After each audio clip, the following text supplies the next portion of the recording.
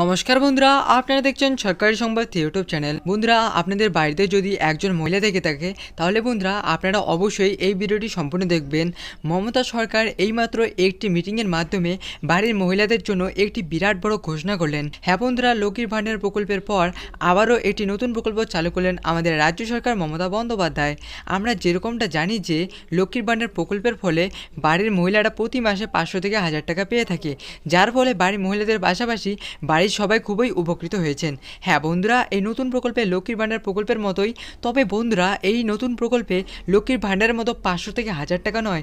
বন্ধুরা, এই নতুন প্রকল্পে আপনারা আবেদন করলেই আর আপনার আবেদনপত্র ভেরিফাই হলেই 5000 টাকা সরাসরি আপনার ব্যাঙ্ক অ্যাকাউন্টে পেয়ে যাবেন। তো বন্ধুরা, এই 5000 টাকা পাওয়ার জন্য আপনাদের কী কী ডকুমেন্ট লাগবে এবং আপনাদের কোথায় গিয়ে আবেদন করতে হবে এবং কীভাবেই বা আবেদন করবেন, এই সব নিয়ে দেখুন বন্ধুরা, এখানে হেডলাইনে পরিষ্কারভাবে লিখে দেওয়া রয়েছে। আবেদন করলেই পাবেন 5000 টাকা। গৃহলক্ষ্মী প্রকল্প কি, কারা কারা আবেদন করতে পারবেন আর আপনারা কীভাবেই বা আবেদন করবেন, এই সব কিছু আজকে আমি জানিয়ে দেবো আপনাদের। তার আগে বন্ধুরা, আপনারা যদি এই 5000 টাকা সরাসরি আপনার ব্যাঙ্ক অ্যাকাউন্টে পেতে চান তাহলে বন্ধুরা সবার আগেই এই ভিডিওর নিচে থাকা লাইক বাটনটিতে ক্লিক করে পাশে থাকা সাবস্ক্রাইব বাটনটি ক্লিক করে বেল আইকনটি অল করে রাখবেন। বন্ধুরা, গৃহলক্ষ্মী প্রকল্পে কী কী সুবিধা পাওয়া যাবে দেখুন বন্ধুরা, লিখে দেওয়া রয়েছে যে লক্ষ্মী ভাণ্ডার প্রকল্পের মাধ্যমে পশ্চিমবঙ্গের প্রতিটি মহিলাদের যেমন প্রতি মাসে 500 এবং 1000 টাকা দেওয়া হয়ে থাকে, ঠিক তেমনই গৃহলক্ষ্মী প্রকল্পের মাধ্যমে প্রতিটি মহিলাদের প্রতি মাসে 5000 টাকা করে দেওয়া হবে। এই 5000 টাকার মাধ্যমে প্রতিটি মহিলা তাদের নিজেদের ছোটোখাটো প্রয়োজনগুলি মেটাতে পারবে।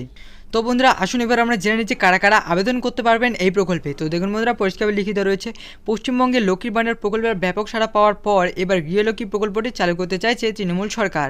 এই প্রকল্পটিতে আপাতত গোয়া রাজ্যেই চালু করা হবে, যদিও এখনও এই প্রকল্পটি ভোট প্রতিশ্রুতি হিসেবে রয়েছে।